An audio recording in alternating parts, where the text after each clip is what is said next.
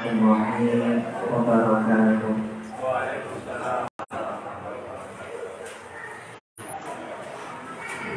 Innal hamdalillah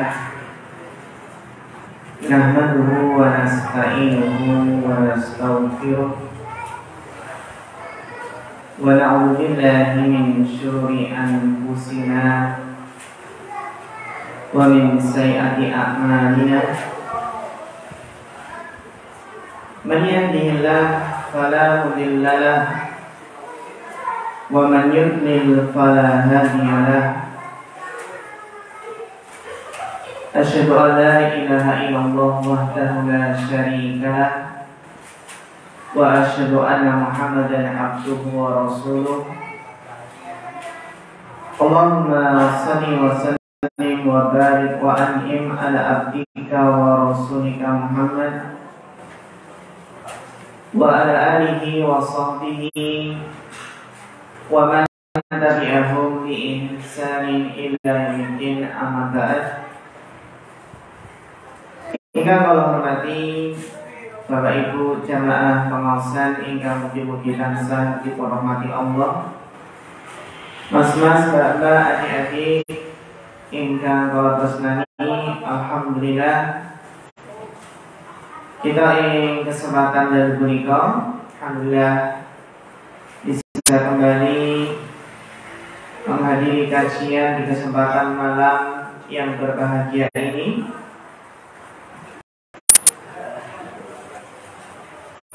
Tidak lupa marilah kita senantiasa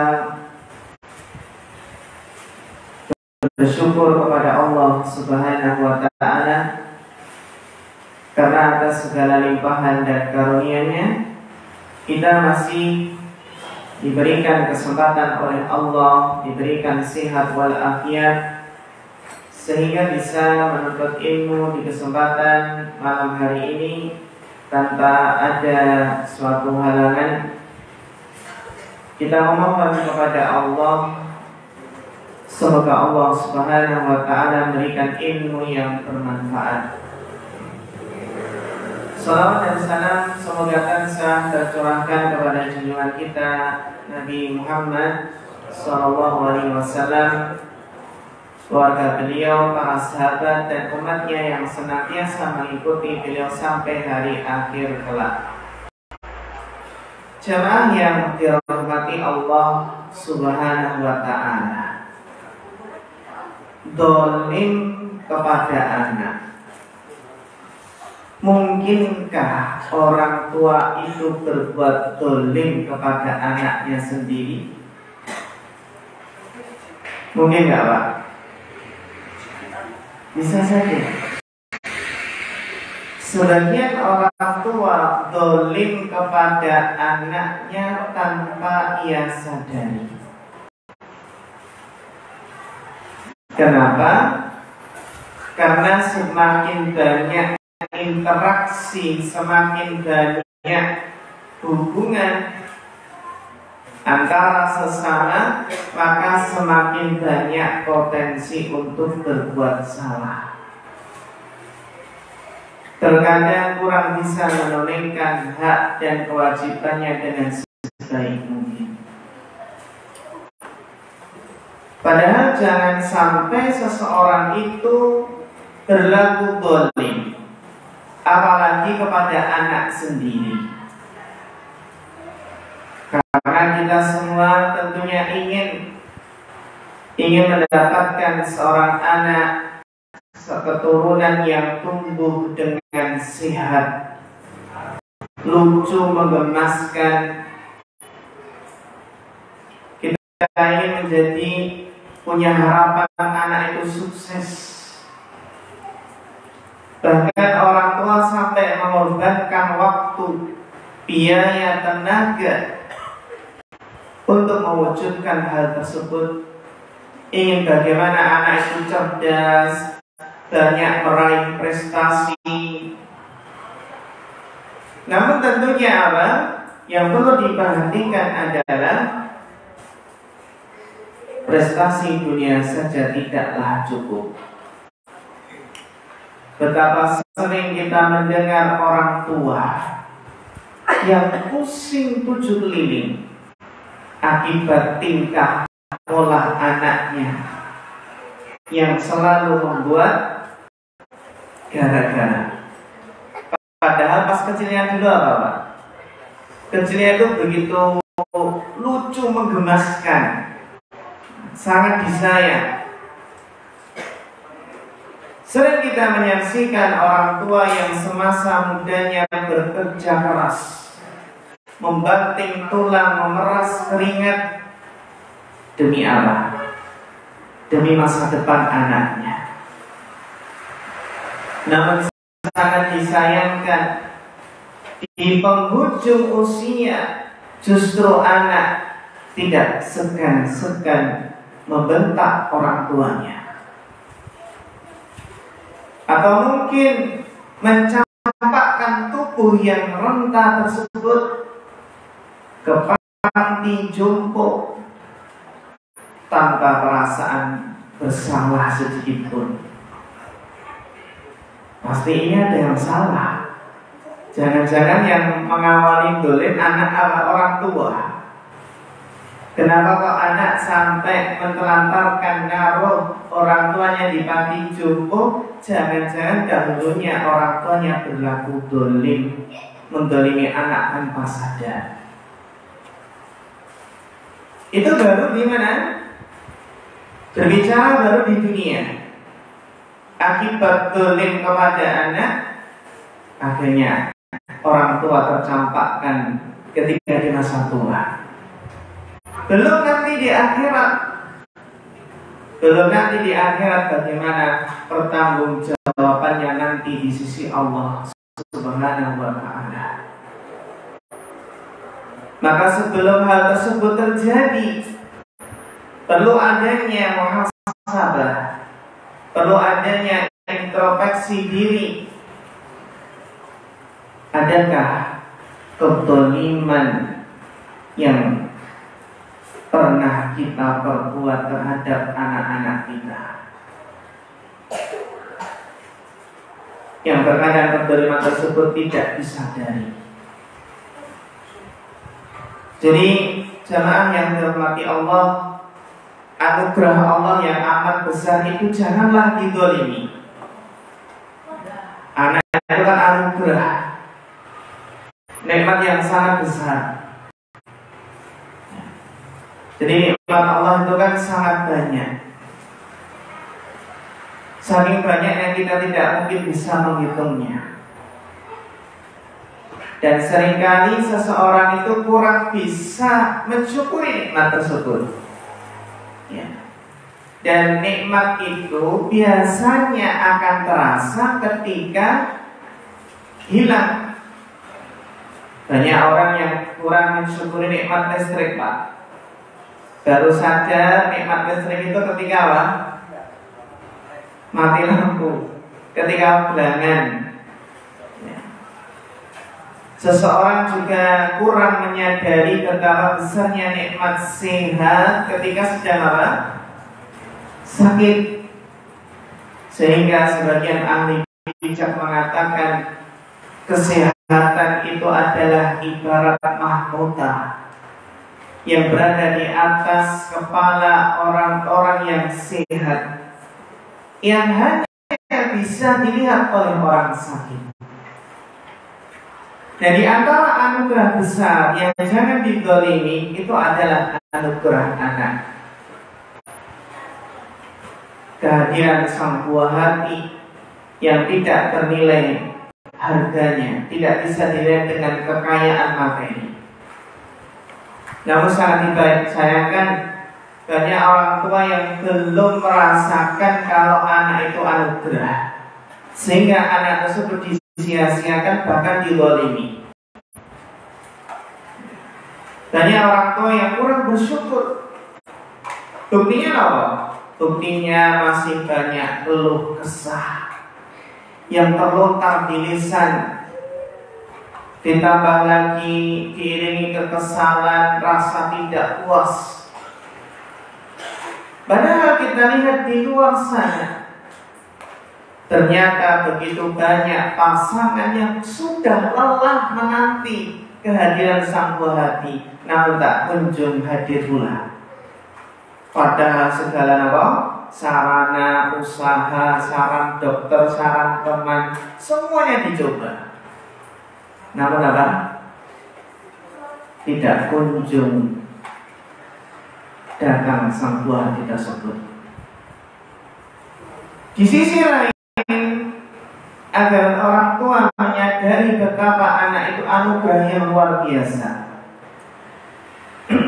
Di tempat lain kita lihat banyak orang tua yang harus kehilangan sang buah hatinya, pergi untuk selamanya. Padahal tidak terdeteksi kalau anaknya itu punya penyakit yang serius. Bahkan yang tidak punya penyakit tapi tiba-tiba meninggalkan orang tua untuk selamanya. Ada pula anak yang sempurna, yang awalnya itu lucu, menggemaskan, sempurna, tiba-tiba sakit tak berdaya. Bahkan alhamdulillah cacat karena suatu bencana. Yang awalnya sehat bugar, anak tersebut tergeletak tak berdaya karena penyakit kronis yang tak pernah terduga sebelumnya. Dari sini kita sadar jangan sampai menggolimi anak. Jangan sampai istilahnya Allah anugerah yang tergolimi. Maka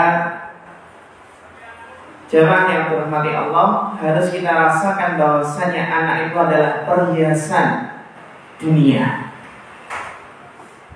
sekaligus ujian. Ini bapak-bapak ini biasanya kalau pagi-pagi itu kan biasanya apa? Sambil nyantai nih. Ketika sudah beres sambil nyantai minum apa? Teh, kopi. Pancitan itu apa? Pohon, getok, apa nih? Tempe goreng, pisang goreng, ditemani sang istri atau istri sibuk di belakang. Sibuk apa? Sibuk masak, sibuk macam-macam. Ketika di pagi hari dengan secangkir kopi atau teh yang hangat, ditemani gorengan, bahkan juga ditemani sang istri. Ketika melihat anak bermain dengan ceria, dengan riang gembira, maka itu sulit digambarkan oleh kata-kata. Karena makanya Allah berfirman, al-malu wal banuna zinatul hayatid dunya. Harta dan anak-anak itu adalah perhiasan kehidupan dunia. Perhiasan kehidupan dunia. Sehingga janganlah seseorang itu mendolimi anaknya. Kenapa ini harus hati-hati? Karena jemaah yang dihormati Allah Subhanahu wa ta'ala, kita sebagai makhluk sosial itu tidak mungkin hidup sendiri, harus berinteraksi. Dan kita orang yang sering berinteraksi dengan kita ya ayah kita, ibu kita, suami, istri, kakak, adik, anak-anak, kerabat kita, orang terdekat kita, tetangga kita. Dan ketika kita berinteraksi dengan siapapun, Islam mengajarkan ya ada aturan yang harus diperhatikan, yaitu apa? Kita menunaikan hak orang lain yang menjadi kewajiban kita. Yang terutama hak keluarga kita, hak anak itu sebenarnya lebih besar dibandingkan hak orang lain. Karena apa? Hak orang yang punya hubungan darah dengan kita itu lebih besar daripada hak orang lain. Jadi perlu kita pahami ini, seseorang itu semakin dekat dengan kita, maka apa? Ada hak yang semakin besar yang harus kita tunaikan. akan semakin apa? Besar. Sehingga hak mana yang lebih besar? Haknya bos atau haknya orang tua? Haknya orang tua. Lebih besar mana hak suami istri atau hak teman arisan, teman goes atau teman mancing? Lebih besar mana hak anak dengan hak teman di grup WA? Sehingga ketika anak tanya tidak digubris oleh orang tuanya karena sibuk WA-an, ya. Sibuk apa? Balas chat WA di grup.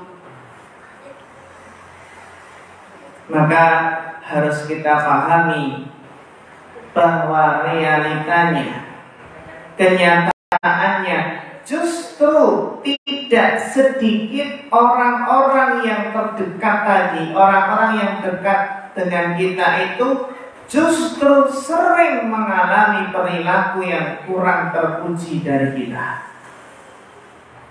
Seorang suami kalau dengan rekan bisnisnya, ya koleganya, Masya Allah ramah sekali, ramah sekali. Dengan orang lain, dengan tamunya itu, dengan tamu ramah, Masya Allah, Alhamdulillah. Padahal tamu tersebut ya bisa jadi datangnya itu setahun sekali, Pak. Ini dengan anak sendiri,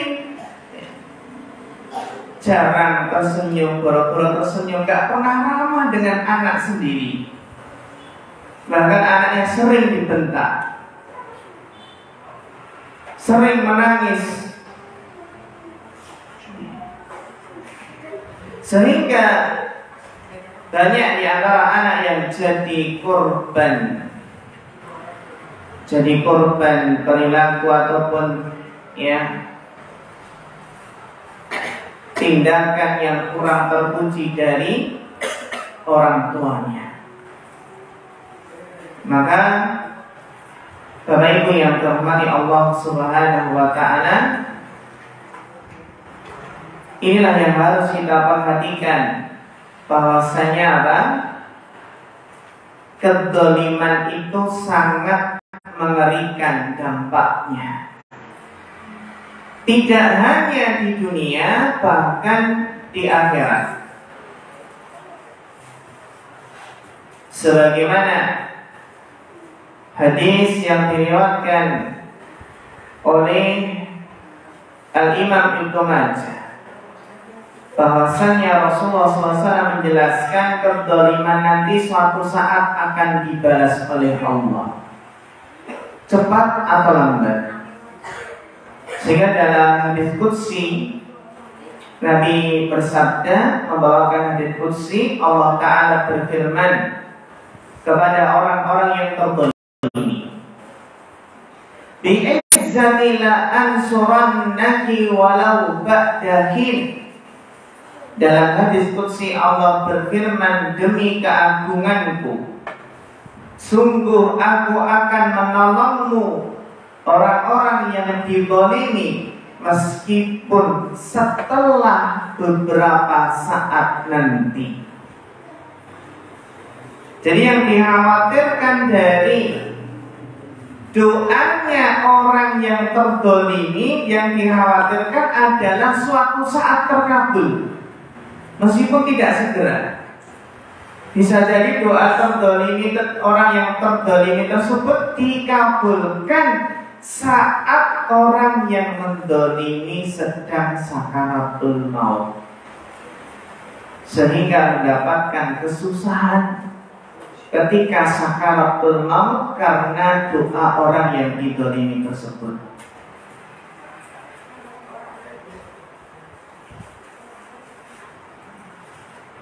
Demikian pula sabda Nabi sallallahu alaihi wasallam, innallaha la yumli lidh-dhalimi hatta idza akhadahu lam yuflithu, qala summa qara'a. Sesungguhnya Allah akan menangguhkan siksaan bagi orang yang berbuat zalim. Jadi orang yang berbuat zalim itu memang terkadang hukumannya itu ditunda, Pak. Ya. Dan apabila Allah telah menghukum, ya, wa kadzalika akhdhu rabbika idza akhadha al-qura wa hiya zalimah inna akhdahu alimun syadid. Kemudian Rasulullah SAW, ya, ketika apa? Menjelaskan bahwasanya Allah apabila telah menghukum, maka Allah tidak akan melepaskannya. Kemudian Rasulullah membaca sebuah ayat, wa kadzalika akhdhu rabbika. Demikianlah hukuman adab siksa Rabbmu apabila ia telah mengadab suatu penduduk negeri yang berbuat zalim. Sesungguhnya adab Allah itu sangat pedih dan sangat keras. Jadi waktu kezaliman itu memang Allah tangguhkan hukumannya. Coba kita lihat Fir'aun ini. Fir'aun itu berbuat zalim berapa tahun, Pak? Selama puluhan tahun berbuat zalim kepada Bani Israil. Namun Allah Subhanahu wa ta'ala membiarkan perbuatan zalim tersebut dari waktu ke waktu. Allah tangguhkan karena ada waktu yang telah Allah siapkan untuk membinasakan Fir'aun dan bala tentaranya.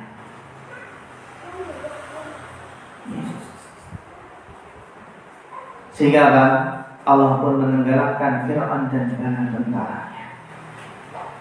Dalam hadis yang lain, Nabi SAW bersabda, "Ma min dhanbin ajdaru an yu'ajjilallahu li sahibihi al-uqubata fid dunya ma yadakhirahu lahu fil akhirah min al-baghi wa qati'ati rahim." Tidak ada perbuatan dosa yang akan disegerakan siksanya oleh pelakunya. Jadi dosa yang paling disegerakan siksanya oleh Allah di dunia dan nanti di akhirat itu adalah apa? Minal baghi, perbuatan zalim, wa qati'atur rahim, dan memutus silaturahmi. Jadi dosa yang akan apa? Disegerakan siksanya, hukumannya baik di dunia nanti dan nanti yang disimpan di akhirat adalah apa? Perbuatan zalim dan memutus silaturahmi. Ini kan mengerikan.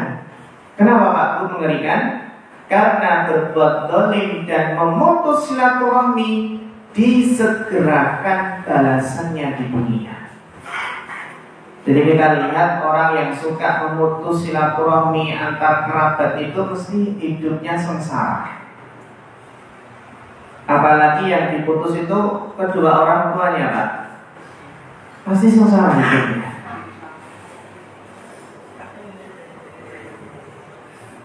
Maka Bapak Ibu yang dirahmati Allah, kalau kita perhatikan, orang yang berbuat zalim itu mungkin awalnya merasa seperti orang yang menang, merasa bahagia di dunia.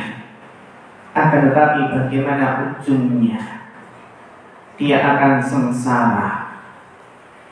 Karena Allah akan berikan hukuman di dunia maupun di akhirat. Apalagi yang harus dikhawatirkan adalah doa orang yang terzalimi. Contohnya Bapak Ibu, realita yang sering ada di sekitar kita. Seorang pemuda yang naik motor brom, gimana suaranya? Mengganggu tidak Pak? Itu termasuk menzalimi pengguna jalan yang lain tidak? Pengendara yang lain. Apalagi ibu-ibu nih, wah so kaget. Tiba-tiba disalip motor brom kencang banget. Kira-kira gimana Pak? Kita marah nggak Pak? Anyel. Kalau sudah anyel, nggak tertahan apa yang diucapkan. mudah-mudahan belasan. Gitu orangnya. Kan gitu ya. Nah, kalau sudah nggak sabar kan gitu. Meskipun kita nggak, jangan seperti ini. Dan benar, terkadang apa? Banyak yang didolimi, akhirnya banyak yang mendoakan, mudah-mudahan belasan mas. Akhirnya benar Pak. Ketika jarak beberapa kilo, kok rame-rame ada apa ini? Ternyata alhamdulillah benar-benar kecelakaan. Bisa jadi apa? Karena doa orang yang terdolimi. Hati-hati ya. Karena di antara kenapa kita harus berhati-hati dari kedoliman, ya karena ada doa dari orang yang kita dolimi. Sungguh sangat mengerikan. Sungguh sangat mengerikan jika seandainya akhir kehidupan seseorang jadi su'ul khotimah karena doa orang yang terdolimi. Jadi ada orang yang su'ul khotimah, meninggal dalam keadaan buruk karena doa orang yang terdolimi.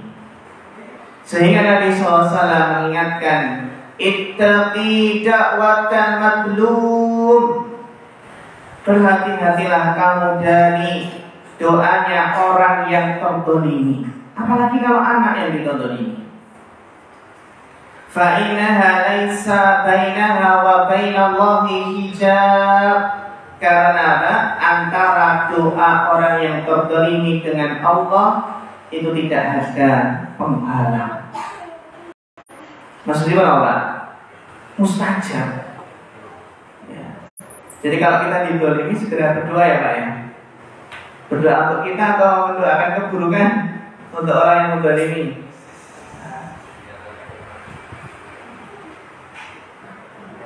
Bahkan dalam hadis lain dipisahkan Pak.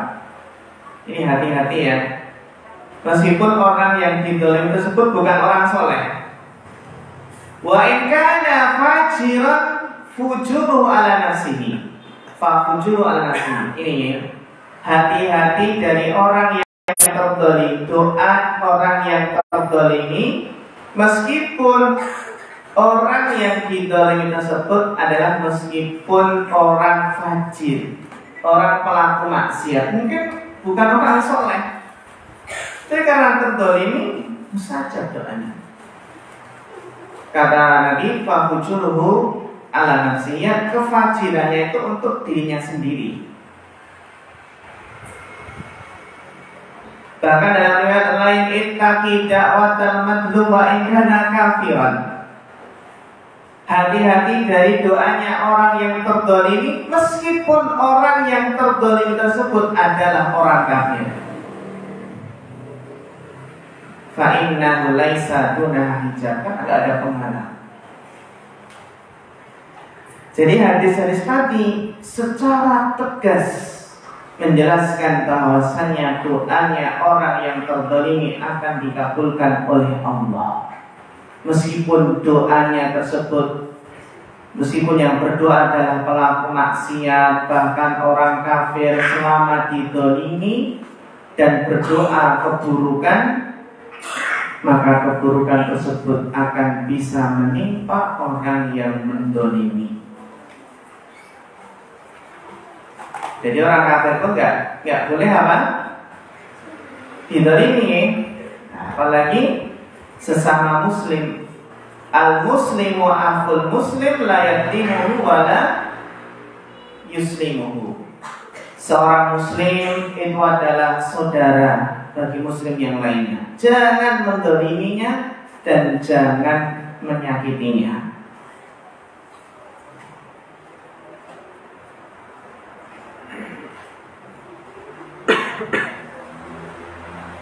Bahkan apa Bapak Ibu, apalagi kalau masalah suami istri dan berkaitan dengan anak nih. Ada sebuah kejadian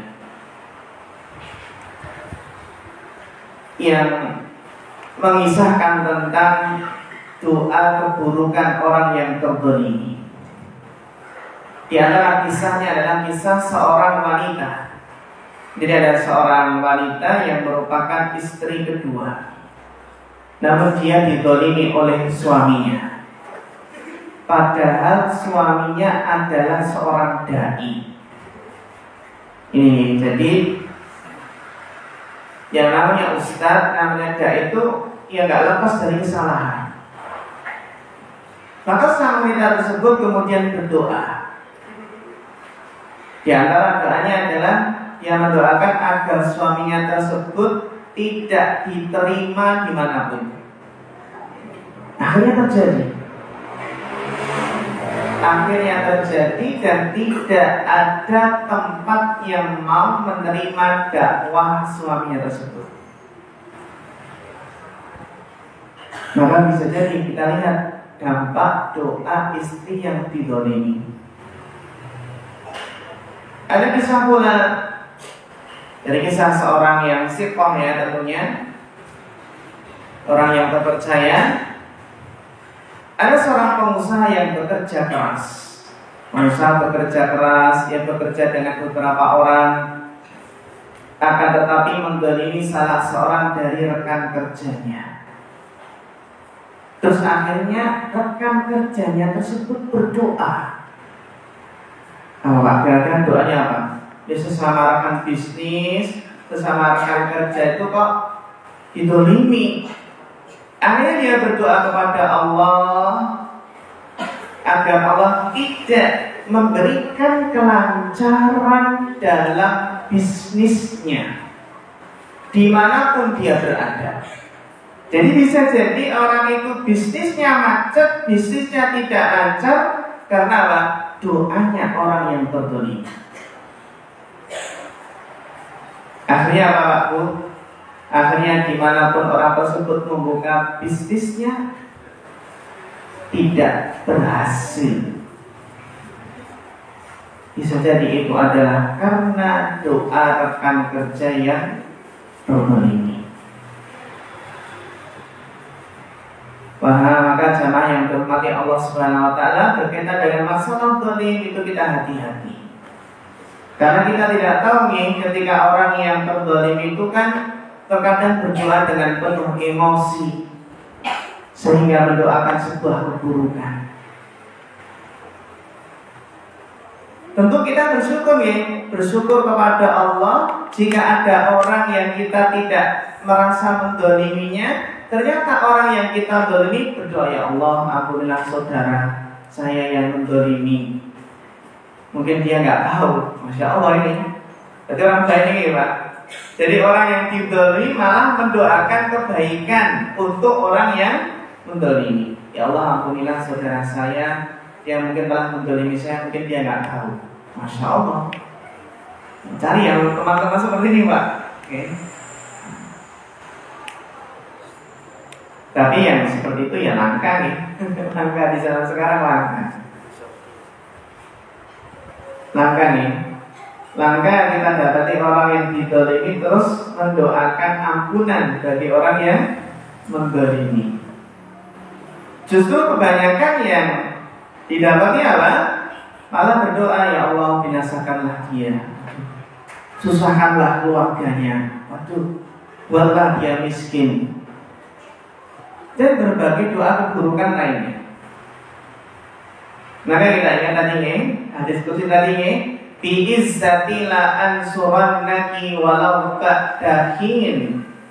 Allah berfirman dalam diskusi, demi keagunganku sungguh aku akan menolongmu, orang-orang yang terzalimi meski setelah beberapa saat nanti. Maka Bapak Ibu yang berhormati Allah, jangan sampai kita merendahkan orang lain, menghina orang lain. Ya ingatlah ketika orang yang dizalimi itu kemudian mengangkat tangannya di malam hari, maka bahaya besar bagi orang yang menzalimi. Nanti belum lagi dampak di akhirat. Yang namanya dampak di akhirat itu kan kambing saja itu dikisos Jadi yang dikisos itu nggak hanya manusia, hewan-hewan pun akan dikisos. Dalam Sahih Muslim dari sahabat Abu Hurairah, bahwasanya Rasulullah SAW bersabda, la tu'addunna huquqa ila ahliha yaumal qiyamah. Benar-benar hak-hak itu pasti akan dikembalikan kepada pemiliknya pada hari kiamat. Dari yang dulu ada hak seseorang dirampas, terus belum diambil haknya, maka nanti akan dikembalikan di akhirat. Hatta yuqala li syattil jalha min asyattil qarna. Sampai apa Pak? Sampai kambing yang bertanduk pun, kambing yang bertanduk akan dituntut untuk dibalas oleh kambing yang tidak bertanduk.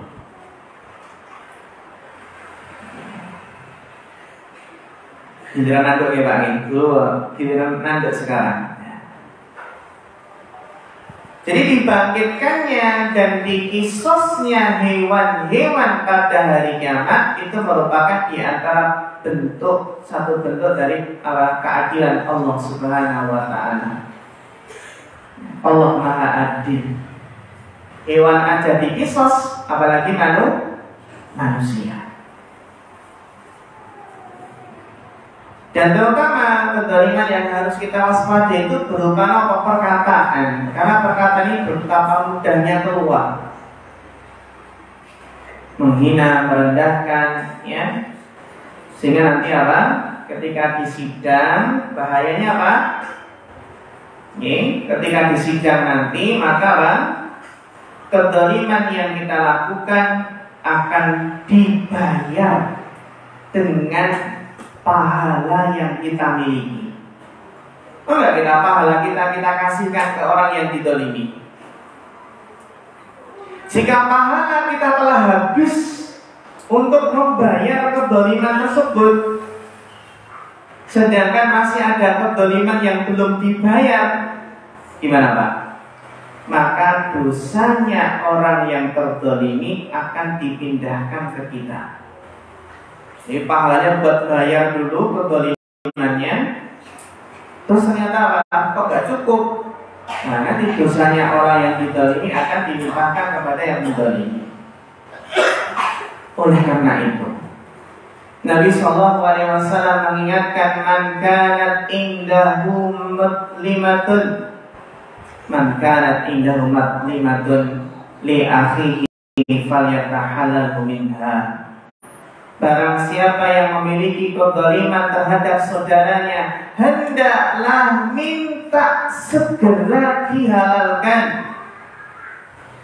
Fa innahu sama dinarun wala dirham. Karena apa? Di sana ya dinar, dirham di hari kiamat itu enggak bermanfaat. Min qabli ayyukhadha li akhihi min hasanatihi. Segera minta dihalalkan. Sebelum apa Pak? Sebelum kezaliman tersebut harus dibalas dengan cara kebaikannya diberikan kepada saudaranya tersebut. Fa in lam yakun lahu hasanatun ufida min sayyi'ati akhihi faqurihat alaihi. Nah, ini kalau kebaikan yang menzalimi sudah habis, maka apa? Keburukan yang dizalimi tersebut akan dilimpahkan kepada yang menzalimi. Sehingga ketika Nabi SAW bertanya kepada para sahabat, "Manil muflis?" Siapakah orang-orang yang bangkrut itu? Para sahabat menjawab, orang yang bangkrut itu yang nggak punya uang, yang nggak punya harta, itu bangkrut, muflis. Namun jawaban Nabi menjawab, innal muflisa min ummati ya'ti yaumal qiyamah bi sholatin wa siyamin wa zakatin. Orang yang bangkrut adalah dari umatku orang yang pada hari kiamat datang dengan pahala sholat, pahala puasa, zakat. Tapi apa Pak? akan tetapi dia selalu mencaci maki, menuduh, makan harta orang lain dengan zalim, membunuh, menyakiti. Kenapa bangkrut? Karena setelah itu pahalanya akan diambil untuk diberikan kepada mereka yang terzalimi. Apabila pahalanya telah habis, ini yang menguras pahala kan bangkrut. Apabila pahalanya telah habis, sementara tuntutan orang yang terzalimi belum terpenuhi, maka Bapak, dosa dari yang terzalimi tersebut akan dibebankan kepada orang yang menzalimi, sehingga akhirnya orang yang menzalimi tersebut dilemparkan kepada di dalam neraka. Maka Bapak Ibu yang dirahmati Allah Subhanahu wa taala, contoh gampang ini, Syekh Muhammad bin Shalih Al-Utsaimin pernah menjelaskan bagaimana kalau kezaliman itu bentuknya ngerasani, menghibai. Menghibai itu masuk zalim deh. Nah, kalau nggak ridho gimana yang dihibai? Jadinya nggak ridho biasanya nih. Terus yang dihibai tersebut apa? Nggak memaafkan. Saya nggak akan memaafkan kamu kecuali kamu membayar saya dengan sejumlah uang tertentu. Gimana Pak? Kata Syekh Muhammad bin Shalih Al-Utsaimin, kalau ada orang yang sudah itu maka bayarlah, daripada apa? Nanti dituntut di akhirat. Ya, karena apa? Uang di dunia masih bisa dicari nih, masih bisa dicari. Tapi kalau udah di akhirat itu ya nggak bisa nih. Apalagi Bapak Ibu yang dirahmati Allah Subhanahu wa taala, jangan sampai orang tua itu mendolimi anaknya. Di antara bentuk mendolimi anak yang tidak disadari adalah tidak sungguh-sungguh di dalam mendidiknya. Sehingga bisa jadi suatu saat nanti di akhirat, ketika anak ditanya kenapa kok berbuat demikian, bisa jadi sang anak menjawab dengan arah jawaban, karena orang tua saya tidak mendidik saya dengan baik.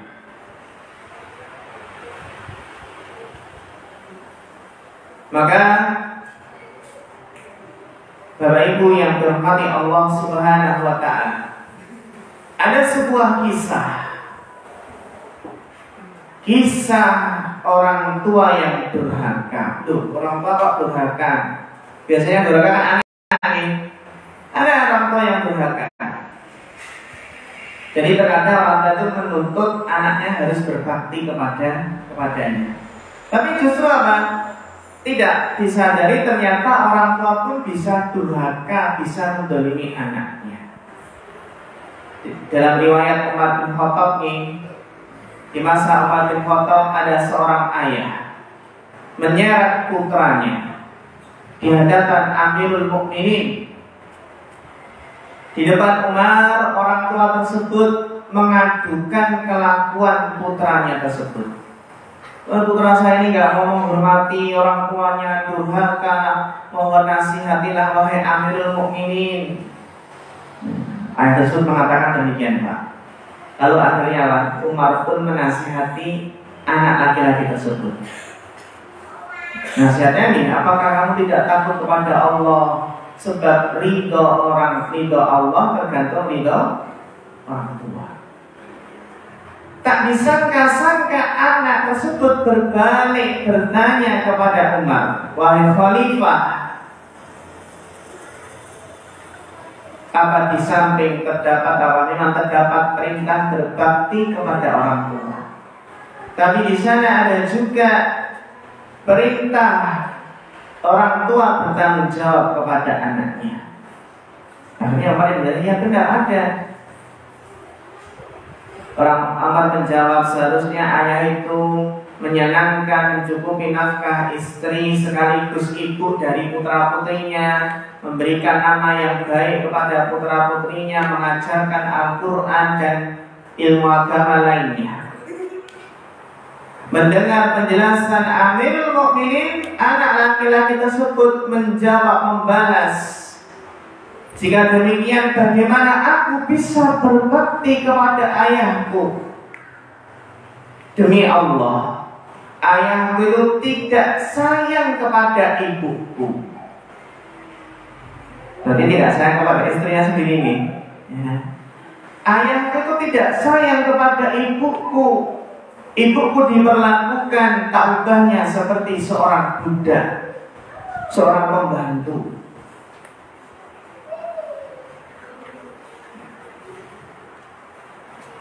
Bahkan dia mengatakan, ayahku juga tidak menamaiku dengan nama yang baik. Jadi termasuk orang tua yang zalim itu kalau memberikan nama kepada anak, nama yang jelek. Kadang sebagian orang tua itu gini, Pak, memberi anak nama itu enaknya diri ini, kecekel ini. Dinamakan apa Pak? Ju'ala. Ju'ala itu apa nih sebenarnya? Ju'ala, jadian. Kok jadiannya kok jadi-jadian nih? Orang ayahku juga tidak mengajari aku mengaji satu ayat pun. Akhirnya apa Pak? Akhirnya Umar bin Khattab berpaling dan matanya memandang tajam ke arah orang tua tersebut. Orang tua anak tadi sambil mengatakan, kalau begitu bukan anakmu yang durhaka, tapi kamulah orang tua yang durhaka. Jadi tanda-tanda ayah yang durhaka, tanda-tandanya adalah tidak menyayangi istrinya secara lahir batin. Padahal apa? Padahal istrinya tersebut kan ya ibu yang merupakan apa? Sumber belajar madrasah pertama bagi anak-anaknya. Dan termasuk orang tua yang zalim adalah apa? Berkata kasar, tidak memanggil putra-putrinya dengan sebutan yang baik. Dan termasuk menzalimi anak adalah tidak mendidik putra-putrinya dengan pendidikan yang baik untuk masa depan mereka.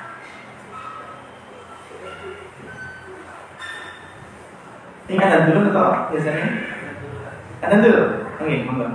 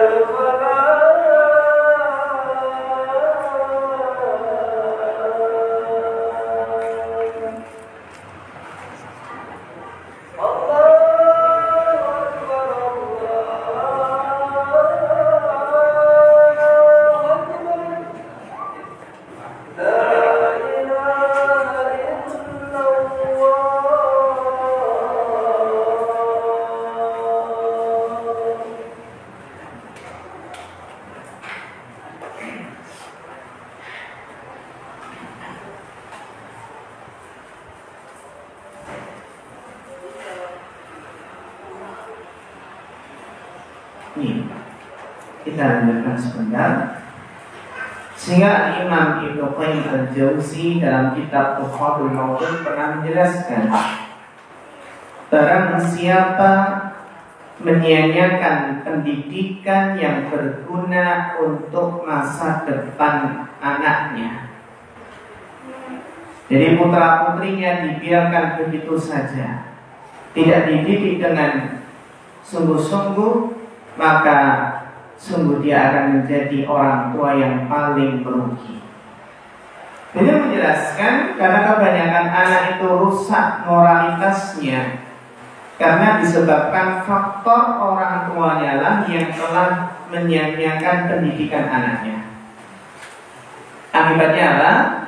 Akibat anak tersebut tidak berkembang akal pikirannya dan tidak mendatangkan apa? Manfaat di masa depannya karena kesalahan orang tuanya.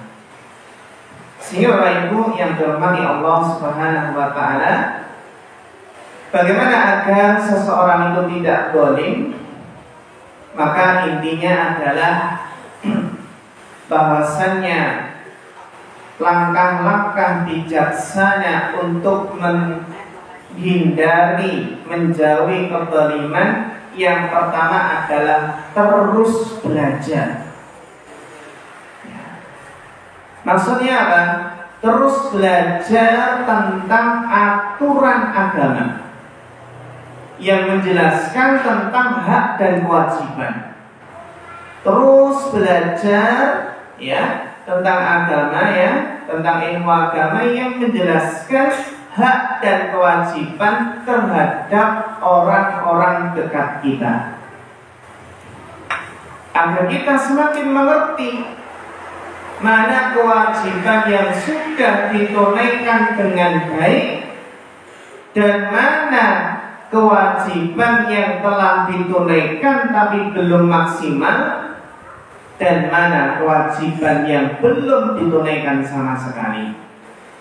Jadi tahunya hak dan kewajiban itu jika terus belajar, semangat belajar agar tahu hak dan kewajiban orang-orang terdekat kita. Kemudian yang kedua, agar terhindar dari kezaliman adalah selalu introspeksi. Selalu introspeksi. Sebab manusia itu sering lupa, sering lalai, sehingga secara rutin dari waktu ke waktu itu kita perlu ada waktunya introspeksi diri. Ada waktunya muhasabah, ya Allah, selama ini sudah benar belum ya metode pendidikan saya? Apakah selama ini mendolimi anak saya? Ya, dengan introspeksi akan bisa Bapak meningkatkan yang sudah baik dan memperbaiki yang belum baik. Jadi memang terjatuh ke dalam suatu kesalahan itu sesuatu yang wajar, namanya manusia.